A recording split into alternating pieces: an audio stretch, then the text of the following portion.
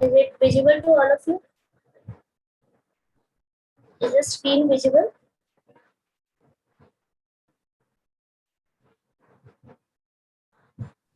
Am I audible? Bilal? Yes, ma'am, you're audible and screen visible. Now you can proceed, ma'am, with the class. So good evening everyone, and thanks for joining this session. And first of all, I hope you all are doing well. So I want to congratulate everyone who are here right now, because you are in the few people who wants to explore more in our field, because this is a very different topic in cognitive neuroscience. Basically, very few have idea about what cognitive science is, and why it is called an interdisciplinary research. So before we proceed, so I want to know that what you will be learning today, what will be you taking out from this session. So firstly, we will be talking about what cognition is, because we are talking about cognitive neuroscience, right? So after that, we will be proceeding about what cognitive science is. Then we will be talking about components and why it is called an interdisciplinary research. And then I will be telling you that the courses in cognitive neuroscience, that the best institutes in India that you can proceed with your future, and what are the future options after getting a degree in cognitive neurosciences. So starting with the thing, okay, so first of all, we will talk about what is cognition. Okay, so we everyday life, we generally use the term that the cognition of the person is not good or not. Or while Alzheimer also, we usually use the term the cognition is affected. So what do you understand by cognition? First point is that, so according to Leon, the cognitions are just the elements of knowledge that people have about their behavior, their attitude, and their environment. Okay? So cognitions will suppose talking about a neuroscience or talking from the scientific view. So suppose we are born, when we are born, we are used to see different kind of things. So whenever we first see anything, so there is a mental image stored in our brain. So according to that, in our brain have different structures, and different lobes are actually responsible for different functioning. And throughout our life, we are gathering like information, we are storing it in our brain, and we are perceiving them. So each one's perception about things are different. So how we are using the information gathered in our brain to perceive things, for judgment, for attention, this is all about the cognition is.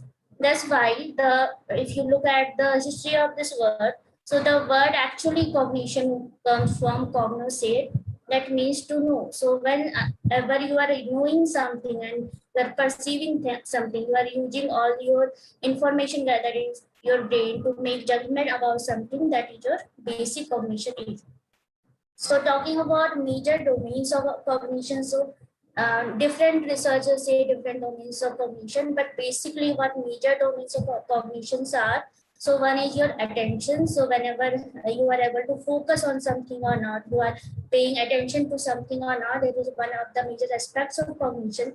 Second is your memory. It can be short-term memory, long-term memory. It can be like procedure learning, all these things. Then intelligence. Then it comes executive function, then the social cognition, like how you are, your interpersonal relationships are, how you are communicating with other persons. And the other part is your judgment, how you are using all the information for making a judgment about something. So these are the major domains of your cognition. So now you will might be thinking then why you need to know about the cognitive science. If that is cognition, generally in our physiotherapy also, when you are going for like assessment, you assess higher mental functions. So all these higher mental functions are also a part of cognition, because there we are assessing the orientation of the people, we are assessing the like memory of the people, we are also assessing the attention span of the people. So all these are actually a part of cognition. So cognition is a very broad term. We cannot just justify it to only one area of science. So that's why earlier, it is last 30 years, we are talking more frequently about cognitive science. So basically, cognitive science is an interdisciplinary study of mind. So here, interdisciplinary means when a number of different domains generally comes together and they study one thing. So that is a interdisciplinary science. Suppose that I am from medical background, but with the collaboration of an engineering person, I had programmed a new application that is actually helping people to recover from their memory loss. So that is I had done an interdisciplinary study. That means I had two different group of domains come together and they had participated in the study of mind. So basically that is the meaning of interdisciplinary study. So cognitive science is basically an interdisciplinary study of mind and intelligence, and it involves basically philosophy, psychology, artificial intelligence, neuroscience, linguistics, and anthropology. So it is a combination of all these things. So you can see from that things we are trying to study mind and intelligence. Now talking about your mind, brain, and intelligence. So the study of your mind and intelligence is not limited only to medical sciences, because to study mind, whenever we are talking about mind and brain, there is a difference. So when I am talking anatomically, that is a brain part, but I am talking about the psychological factors also, like your perception, mood, emotions. I am talking about mind. So to study all these things, you need a vast group of researchers to come together and actually unravel the potential of your mind and brain. That's why we are actually studying very complex neuronal system, and it is associated with your higher mental functions. So you know that in higher mental function we have language, memory, attention, as well as conscience and mental representation. So talking about its origin, so I will be talking about how it had evolved in detail also, but initially its origin was in the mid-90s, when researchers from different fields actually came together and they wanted to develop theories of mind. And then they actually it had gone through a long process, and then the concept of cognitive science came into force.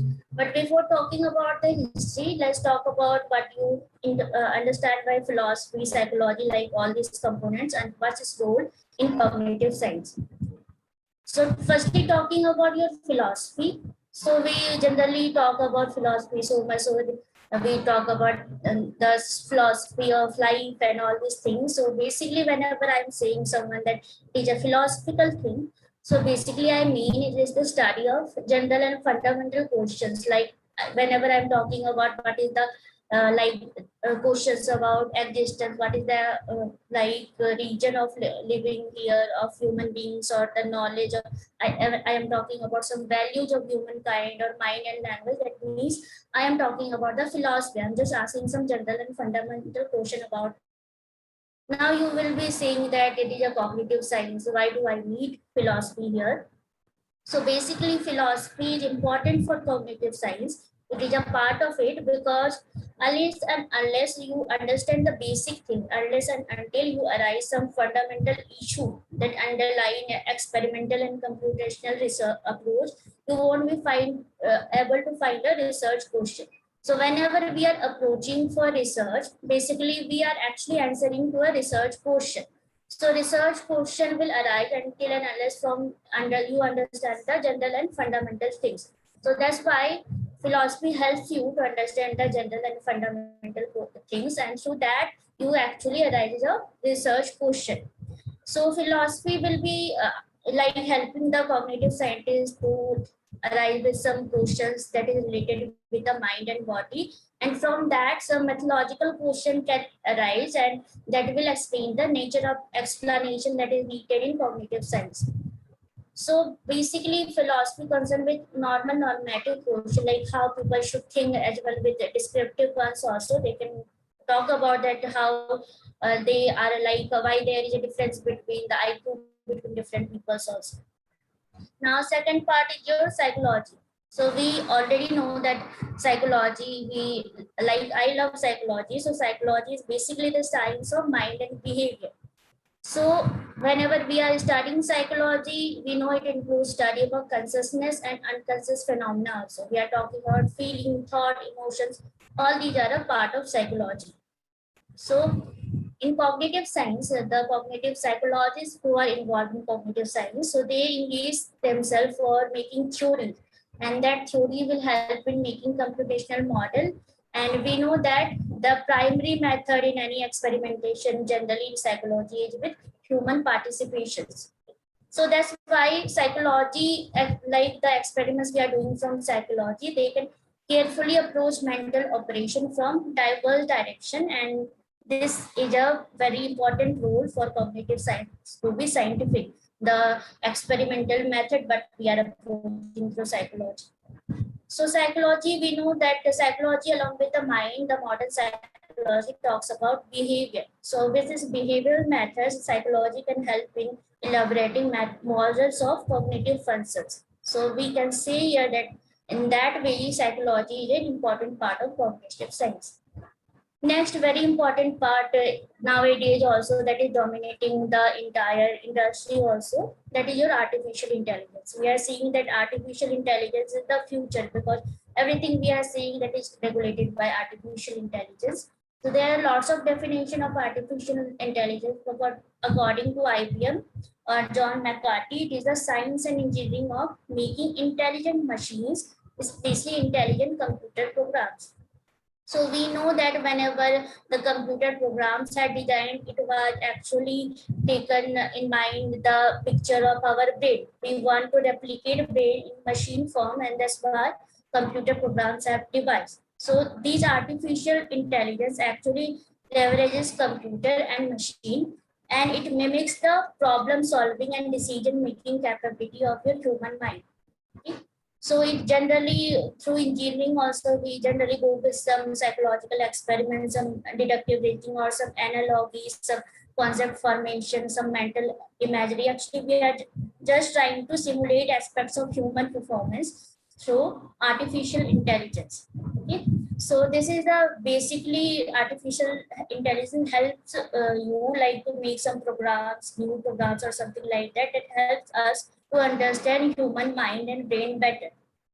So this is the, you can see this is artificial intelligence will be done by some computer programmers. So here engineering is also coming a important role here in the cognitive science. That's why we are calling it a interdisciplinary science.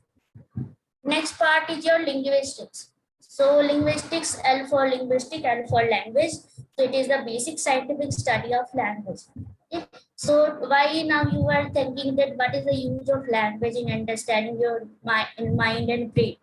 So we know that everything, even our breathing pattern is also regulated through your higher centers. That is your brain is and mind is everything. We are actually, what we are doing, it is until and unless your central nervous system processes it, we cannot do anything. So basically for linguistic, the main theoretical task is some identifying grammatical principles. So the grammatical principles according to linguistics provide the basic structure of human language. See the difference between human and animals, that humans got a gift that we are having a like language. We can speak, we can communicate, but talking about animals, they are mostly dependent on phonetics. Okay? So talking about language, so language are structured at different levels also. If any linguistic person is trying to understand language, so they had categorized it in five levels. So one is your phonological, that is basically what your animals are doing, that is oral language. You are doing, you are making some noises, that is oral language. Then second is lexical. I am actually explaining myself in some words, that is your lexical. Syntax is the combination of word into phrases. Like you are combining some word and making it into phrases, that is your syntax. Semantic means you are actually your combination of words, you are making a meaningful sentence, that is your semantic. And pragmatic is how you are using your words. So basically there are two theory that is the linguistics in cognitive science generally refer to. One is your cognitive linguistics, and basically two theories we are talking about. One is your modulistic approach and one is your connectionist model. So modularist approach actually was given by Foster in 1979. So actually they basically talks about syntax, And semantics means how you are making, like putting your words into making up phrases. So it basically focuses on process of identification of words. While connectionist model actually talks about the semantic part, means how you are arranging the word is important, but it should be meaningful. Unless and until it is meaningful, there is no like role of that. Now you might be thinking why like arranging things like that, or whether it is meaningful or not. It's important for cognitive science. So basically, how you are making a sentence, how you are processing with the thing, it is also regulated by your higher brain system. So cognitive neuroscientists are trying to answer the things whether the process of language comprehension is important or the process of language production is important, because all these two things are important, like governed by your higher mental functions. So they are trying to understand what is important for your brain, whether they are like process of language comprehension or language production.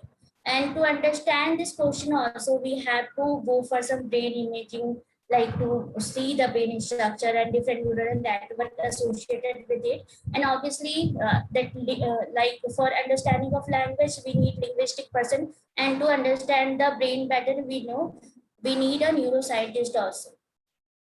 Next is your anthropology. So we know that anthropology is the basic scientific study of humanity, and it is concerned with human behavior, human biology, culture, and societies. In both present and past, we are talking about human species, that is your anthropology. So cognitive anthropologists generally examines your human thinking. So they generally consider that examination of how your thinking had been progressed from the past to present, and how thought works in different cultural settings. You know, like different people, different culture, people have different thought. They have different perception about something. They have different beliefs about something, and how your belief is there, your reaction will be dependent on that. So cognitive scientists are becoming aware of the thing that we need to understand your brain and mind better. We need to see how your mind operates in different physical and social environment. That's why they need anthropologists also. So basically, whenever we are going to see what happens in different cultures, so the cultural anthropologists, the main method they do is ethnography. So ethnography basically it is about living and interacting with the members of a culture to a sufficient extent that their social and cognitive systems become apparent. Next is your neuroscience. So neuroscience, talking about the basic the eyes of cognitive neuroscience is from neuroscience only. So we know that it is the study of your neurons and the nervous system. Whenever we're talking about now neuroscience at different level, molecular level, when we are talking something neural network about molecular level, that it is advanced level when we are talking how they are interacting with each other. So sometimes you can see many of the times I get this neuroscience and psychology, we generally relate them with each other. So they somehow related. The only difference is whenever I am talking about neuroscience, so they are mainly concerned with the nature of brain, not the nature of mind. While the psychology is mainly concerned with the nature of your mind. So whenever I need a neuroscientist to go for the brain imaging, to understand different lobes of brain, to understand how the neural networks are connected with each other. So neuroscientists can use different invasive and non-invasive procedure to study, like different like CT scan, PET scan, all those things that we can neuroscientists use to see the mind more in a more better way. Okay? So in the cognitive psychology, so the psychologists and the neuroscientists also play a very important role to develop the theories. But theory is not without practical, theory cannot survive. Without theory, practical cannot survive. So we are actually with the development of theory, we need all these people, neuroscientists, psychologists, for the development of theory, but to convert it into practical, because we are just making a replica of the brain, we need to connect with different computational model, and that can be done with the artificial intelligence also. So this is the actually the model of cognitive science, how they evolve and they got evolved. So you can see this is the mind's new science. So actually I will share the link also here. So this is the actual document I am having, the mind's new science. First of all, when the cognitive science have evolved, so it was published in the mind's new science. So they had talked about interdisciplinary research at that time in 1978. So they have taken from that. So you can say they had talked about at that time, they are trying to understand mind better. So they had talked that it is a combination of all these things. So here you can see some lines are connected with a bold line and some are connected with the broken lines. So you can see all the aspect philosophy is connected with psychology with a bold line. That means there is a strong relationship between philosophy and psychology. There is a strong relationship between psychology and artificial science. Strong relationship between artificial intelligence and neuroscience. But whenever there is a broken line, you can see there is a broken line between philosophy and artificial intelligence. So there is a weak interdisciplinary tie between philosophy and artificial intelligence. There is a weak interdisciplinary tie between philosophy and anthropology. Okay, so all these things are denoting that the strong relationship between a group of study and a weak interdisciplinary ties between a group of studies. So now talking about the history of the same. So earlier it was started in an attempt to understand mind during your ancient Greek times. After that, in the 19th century, experimental psychology was developed, and that was later dominated by behaviorism. So when behaviorism takes place, they actually denied the existence of mind. They were saying that no, the behavior of the people is more important. So there is no existence of mind. Behavior means how people react, how what people observe. That is more important than the existence of mind. Then in 1956, J. Miller had done some experiments and they showed that the capacity of human thinking is limited and it can overcome by some mental processing. And he said that to overcome, to actually know the capacity of human thinking, we need some coding and decoding. That means we need other researchers also from different fields to actually unravel the capacity of human thinking. Then after then, at that time, we are not having that much of 5G and 4G network. We are just having some basic computers. So John McCarthy, Marvin Minsky, Alan Newell, and Herbert Simon actually introduced artificial intelligence. They actually included computer, and through computer, they try to understand what's happening inside your brain, the neural network, and they had come with the concept of artificial intelligence. And this is how the actually cognitive science have taken place in the history. Now talking about the hypothesis. So generally the central hypothesis on which cognitive science works is that thinking can best be understood in terms of representational structure in the mind and computational procedure that operate on those structures. So basically they are here trying to understand mind. So they also have actually hypothesized that there are actually, we know there are different structure inside your brain, there are different neural structure, and they said we can actually make a replica of that in the computational process if we understand that representative structure better. Okay. So most work in your cognitive science assume that mind has some mental representation and it is analogous to your computer data structure, and we can do some computational procedures similar with some computational algorithms to understand your mind better. So the cognitive theorists, actually there are different theories of cognitive science also. So they have proposed that mind contains a mental representation as logical proposition. There are rules, there are concepts, there are images and analogy, and we can use mental procedures such as deduction, matching, rotating, retrieval to understand that mind better. Okay. So we can here say that the cognitive science works with a three-way complex. That is, we are actually studying mind, we are trying to understand brain also to know all the neural network, and then we are making it analogy with the computer. So mind, brain, and computation all is a combination of the hypothesis of your cognitive science. Now, after that, mind, brain, and like computer, we have, that's why integration of many areas of neuroscience, psychology, cognitive science, and different part of your different part of your science to actually make this complex study better. Okay. So now you might be thinking you are a physiotherapist, why you need to understand cognitive science better. So let me tell you, like I am a specialization in neuroscience, and we have actually have all the ideas of your cognitive science.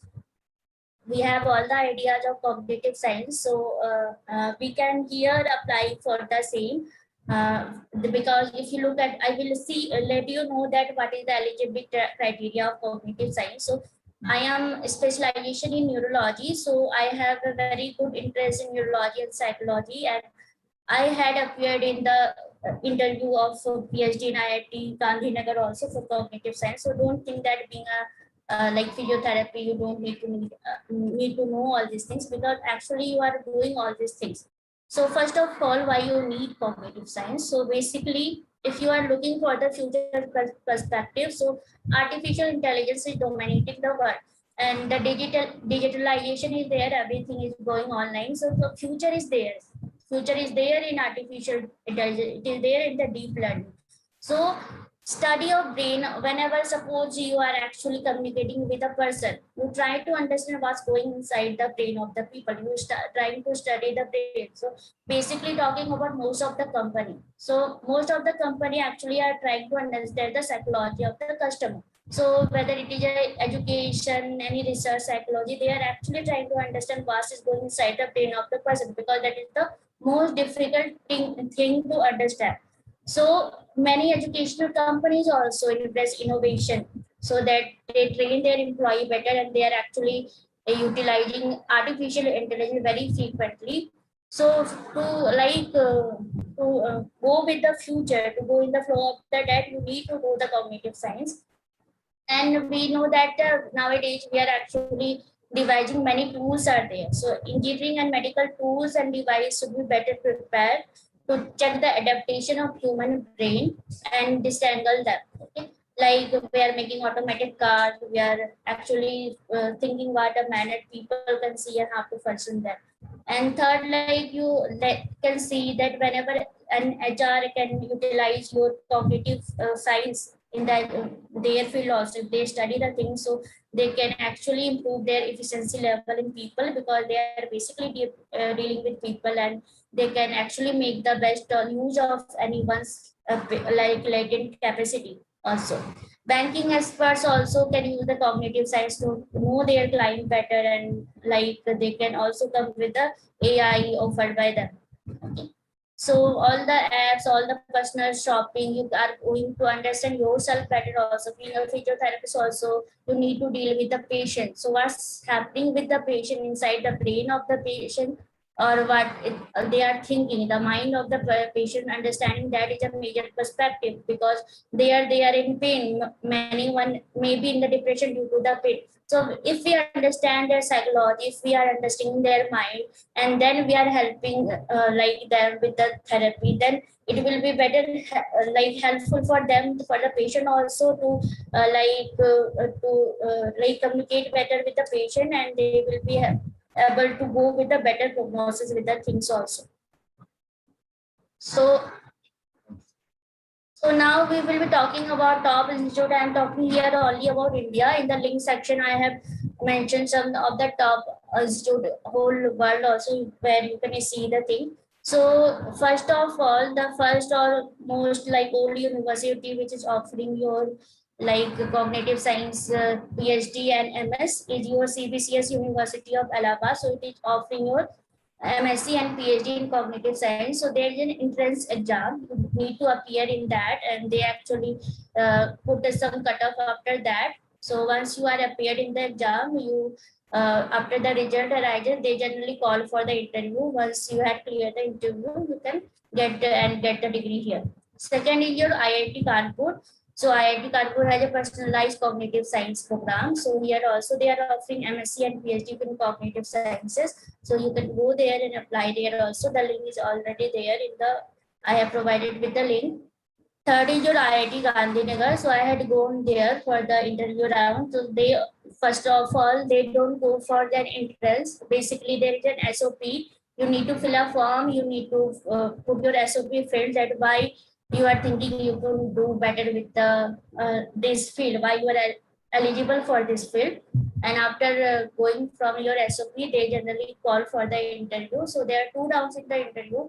First is with your panel with some presentation, and the second they generally go with the your like one-to-one type face-to-face interview. Third is Triple IT Hyderabad. You again have to go with there is a University of Allahabad examination. You can go that, or there is an expert panels in that. If you are someone with JRF or GET score, so you can go directly there and apply there. That expert panels will review your application, and they will get back to you.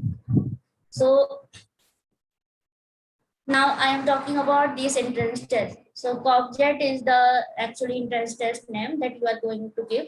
So it is known as Cognitive Science Joint Entrance Test. So it is a joint entrance test for admission into postgraduate program and PhD as well in Cognitive Science at IIT Kanpur, CBCS Allahabad, Triple IT Hyderabad, Punjab University, Chandigarh. So all these universities are related with each other. In one entrance test, you are going to appear. So after giving the entrance test, they will mail you the results. Okay. So they will be not telling you what are the cutoffs. Now you have to go individually to that university. Suppose I have given COGJET test, then I want to actually choose the IIT Kanpur. With that score card, I will apply again with IIT Kanpur, and they will release their own cutoff. From reviewing your application and seeing your COGJET score, they will actually mail you if you are selected for interview or not. Same is for CBCS Allahabad and Triple IT Hyderabad. COGJET is a common entrance test, so you can go at any of the university with your score card. Now, what are the eligibility? So they are, if you look at the website, so any student who has completed or appearing their third year or fourth year UG degree is eligible to write the COGJET exam. So being a physiotherapist also, you can appear in the examination.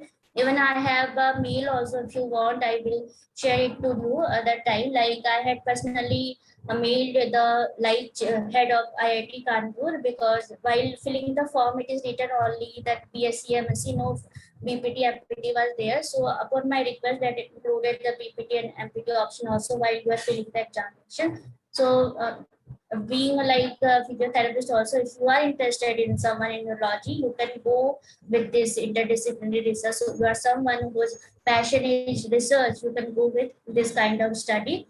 So once you appeared, you can see you will getting a performance card, and the score will be written off then. Now you have to go individually to these participating institute, and they will review your scorecard and your application, and then they will call you for your admission.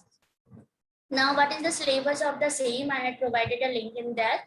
So basically, it earlier used to ask MCQ that comprises the basic, some of the basic question about psychology, neuroscience, research aptitude, mathematics, and programming. These are very basic things. So you can, in the syllabus part also, they had provided the book links also. So while you are preparing, you can go to all those books and prepare for the same. But from the last year, since COVID is there, so they had now arranged for a research oriented test. So in that research oriented test, you can take the test from anywhere, if online from your home. So they will be providing you with 2 research papers that is related with cognitive science, and they will be asking some 10 questions from each research paper, and within 3 hours that will be a subjective one. You will have to answer after reading the research paper. You have to answer all those things. So from last 1 year, they had changed their pattern. If this year it is still going to be online, I guess the same pattern will be there. But if they are going for offline, then there will be other pattern also. So next one is your PhD in IIT Jodhpur also you can go with if you are someone is interested in PhD in IIT Jodhpur. So it is the homepage of your IIT Jodhpur, you can see. So here you can see they are offering here in the interdisciplinary area. There is PhD in robotics and mobility system, PhD in science of intelligence, and PhD in digital humanities. So if you go into their homepage in the PhDs in interdisciplinary area, they had clearly mentioned that the eligibility can be MPT and MOT also. So no doubt in there that you can, if you are someone looking for PhD in interdisciplinary area, you can go there and join the same. So this is the eligibility criteria for PhD in IIT Jodhpur. So you can see here clearly that in the degree section, the applicants must have MBBS, MTS, or you can do MPTS or BOTS or MOTS. That is like your Bachelor in Physiotherapy, Master in Physiotherapy, Bachelor in Occupational Therapy. You can also apply here for PhD program in regular in your interdisciplinary area in IIT Jodhpur also. So you now might be thinking, why should I go for interdisciplinary area being a physiotherapist? So you know that the main thing what I feel in our area, that you need to connect with different kind of people, that you should not survive here by complaining that no one understand what our field is, no one want to collaborate in that. You will be surprised to know there are many startups nowadays that is actually the CEO of the same will be some engineers or someone. They had developed the app, but you know better about your profession, so you can start with a patent. The other can be working around you to make the some system that is related with physiotherapy. So to make a recognition of, you can see how engineering is governed by different sectors. They are actually working with different kind of people. They are working with medical professionals, they are working with management, they are working with bankers. So to make recognition of your profession, you need to interact with different sectors. Okay. Secondly, you're being a physiotherapist, you know it is a rapidly growing field. Everybody sense it. Everybody, due to this work from home culture and all these things, everybody is having difficulties. So, and nowadays, everybody is wanting something online that is at the ease of their home. Now, if you can use your knowledge and you can like collaborate with different things to make something better, then you will actually grow your field to a different level. And talking about the new education policy of India also, it promotes your interdisciplinary education. So you can sense here in the next 5 to 10 years, the future actually lies in interdisciplinary science. So that's why it can be a good area to go with the interdisciplinary research. And secondly, when you are interacting with different kind of people from different domain, you are enhancing your knowledge. So you are someone who loves to learn, so it is a great opportunity for you to learn and earn. Secondly, it promotes innovation. You are all working differently with different ideas. You are actually implementing them. So obviously, you are in the field of innovation, and to compete with the ongoing trend, you have to go with the interdisciplinary research. Now, these are the some of the physiotherapy startups that I want you to see, that will help you to understand why I am talking that the future lies in the interdisciplinary research. So first is your VR technology, that is your artificial intelligence and wearables. So this is a new startup. It is nothing just like a band type of thing. So they will have some personalized like programs, physiotherapy program that is inserted in that software. So they will actually help the person to go with some physiotherapy session, and that will the progression of the patient will be recorded in that, and it works with the help of artificial intelligence and sensors. Next is your Physio 40. So Physio 40 is actually a vision-based physical therapy. So it again was with artificial intelligence and some ML algorithm. So it recommends some exercise that assists therapists to quickly prescribe the appropriate exercise to the patient. Next is your augment therapy. So augmented reality in physical rehabilitation, it is a US-based startup. So it is a software solution that uses your virtual reality to rehabilitate and motivate and encourage children affected by disability. Next is your Movendo, or robotic assistant for physiotherapists. We know the role of robotics in physiotherapy also. So it is an Italian startup, Movendo, and it produces physical rehabilitation and diagnostic tool. So it is again uses artificial intelligence, and actually it will help you to predict outcomes, and it will help with physiotherapy for a better prognosis or to plan an exercise program better. So now this is an IIT Delhi initiative, Move Track. You can see here. So Move Track is governed by Move Track Biomedical Private Limited. So it is a wearable health tech company, and it focused towards physiotherapy and fitness makers. So they actually designed a fitted track suit, and it has some motion tracking sensors. So they will give whenever the patient wear this kind of suit and they perform exercise, so they will be getting an audio visual guidance.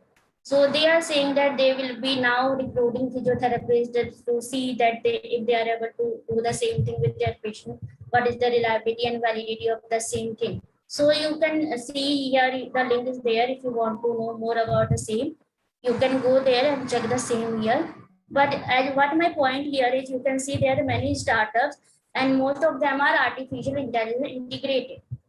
And so we can see the future of physiotherapy also is combining it with different kind of different areas basically. So you don't want someone that coming in your field and then just offering you some job offers. You are, if you are also able to like cooperate with different sectors, if you are going into interdisciplinary research, it will give you a better career options also. You will be have better options also.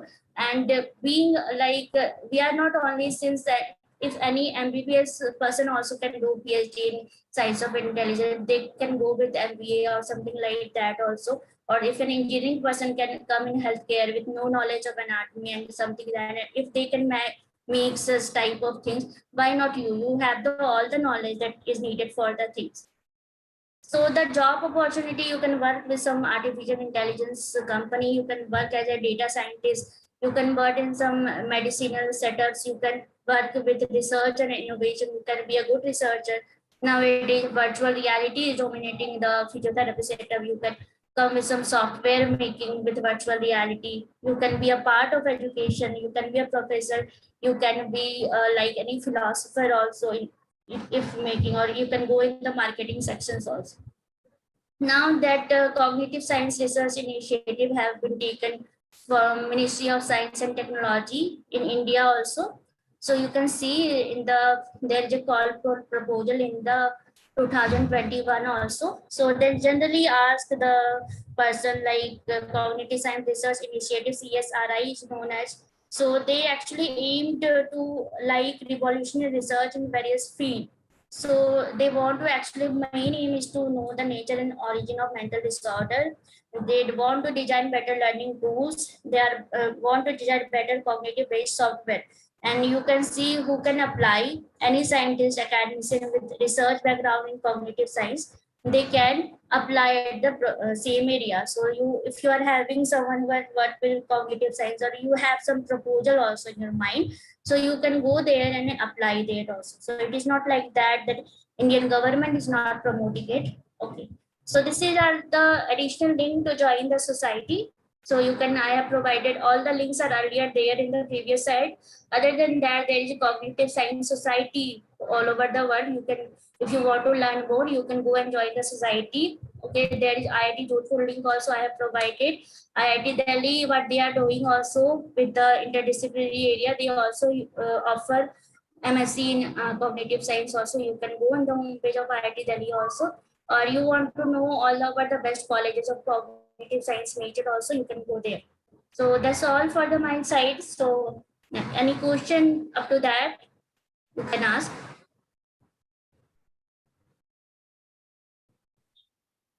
Thank you, ma'am, for the amazing session. If you have any questions, you can ask.